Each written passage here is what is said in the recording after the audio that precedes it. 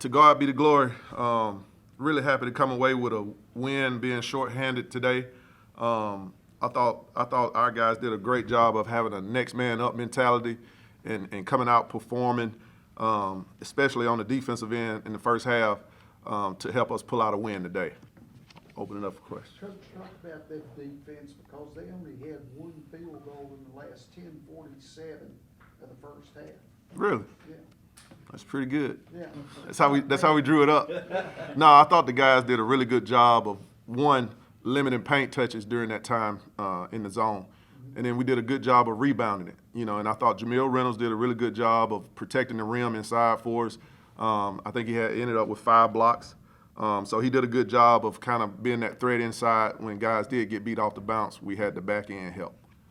I thought he was really aggressive, also off the dribble. Mm-hmm. That's the first time I've seen him, so is that what you guys see in practice? Yes. Every day? Yes, he's a handful in there, man. He's strong, but he's skilled on top of that, which that's a dangerous combo with him.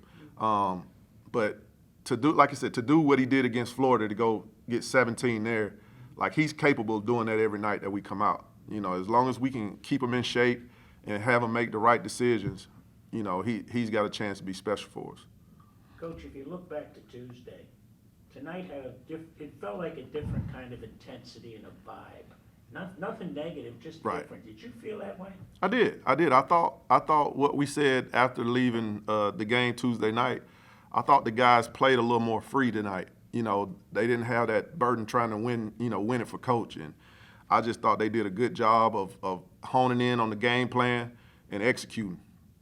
Coach, you're playing a lot of different guys at different positions, and is that to develop continuity and more so trust when they're out there? Well, I just think that's how this team is built. We feel like we have versatility. We have different lineups that we can throw out there. At one point, I think you saw tonight, we had Deontay Green and Jamil Reynolds in there. That's a big lineup. So now when you play against more physical front courts, man, you got different lineups you can throw out there. I can switch Deontay out and put him at the 5, and I can put Quincy Adam McCoy at the 4, and now you're really skilled and you can shoot it, in all 5 spots. So that's just the way we built the team for versatility and then to be able to adjust to how people are playing us. Coach, that's a perfect example of you played small Tuesday night, you played big tonight, and you can do either one, correct? That's right. That's right. Coach, there was a play where I think Stroud, it was his 4th steal of the night. He drives, kicks it out to Kaysen, and then makes that extra pass to the corner. Quincy hits the 3, and you kind of put your arms up in the air. That was kind of like prototypical of like what you want, transition D to offense, sharing the basketball, making the extra pass. No doubt. That's South Florida basketball in that one play. That's the way we want to play them. That's taking the right threes. Like early on, I thought in the first half, like we got 2-3 happy, right? We didn't take a lot of them, but the ones that we did take, that's not the way we design it. Like we want to get inside-out threes and not around the perimeter threes. And so we took a few of those in transition where we should have had our head down trying to get it to the rim. But we'll clean that up moving forward, and so guys know exactly the type of threes that we want.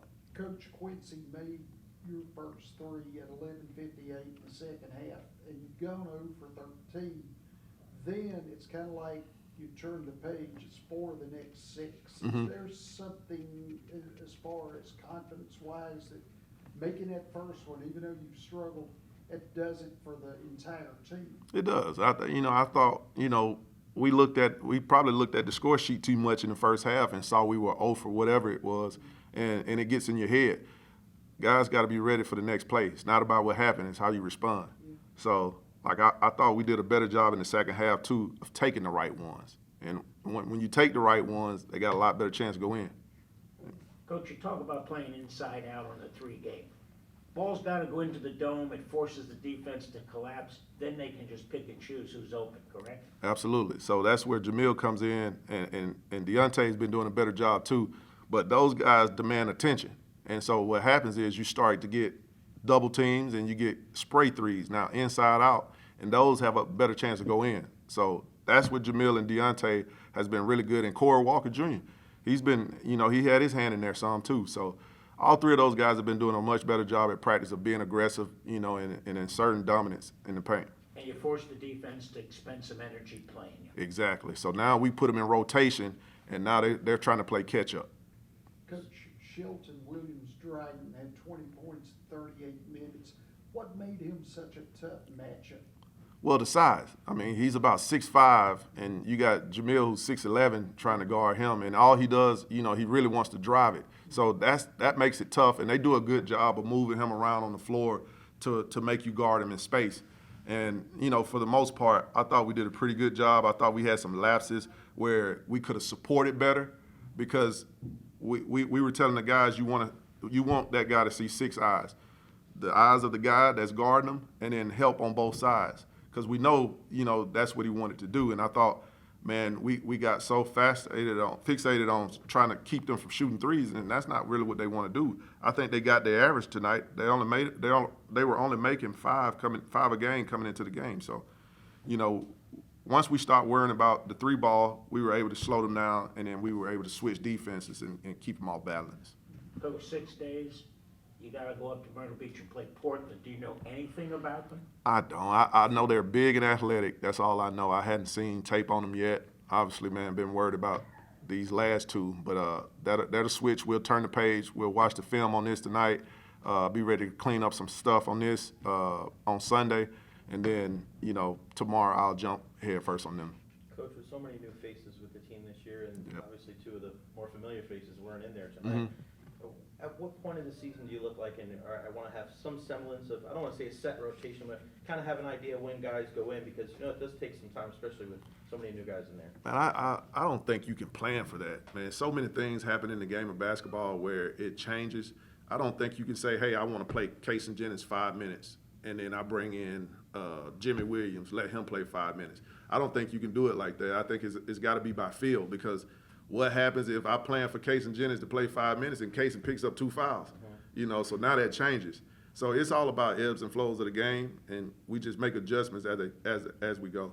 How was it for you today, second home game, you know what I mean? It's like a little different atmosphere going, because we ask so much about the players, but you're in a very unique situation as well. I mean, how was it for yourself? I'm good. I'm getting the counseling that I need to make sure I stay sharp, and I had a session earlier this week, and I'll continue to do that to make sure I'm able to give the guys what they need.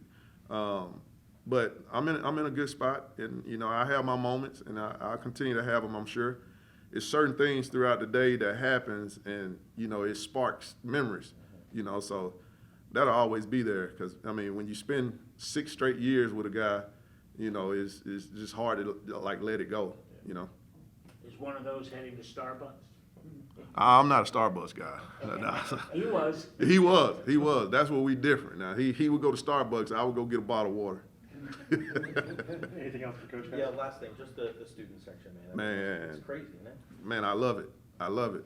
For the second night in a row, the SoFlo Rodeo showed up, especially on a Friday night in Tampa, Florida, where I'm sure there's a ton of things they could be doing. They wanted to spend it here with the Bulls, and we appreciate it. Nothing better than South Florida basketball on a Friday night, though, Coach. That's right. Tampa Bay's home for hoops.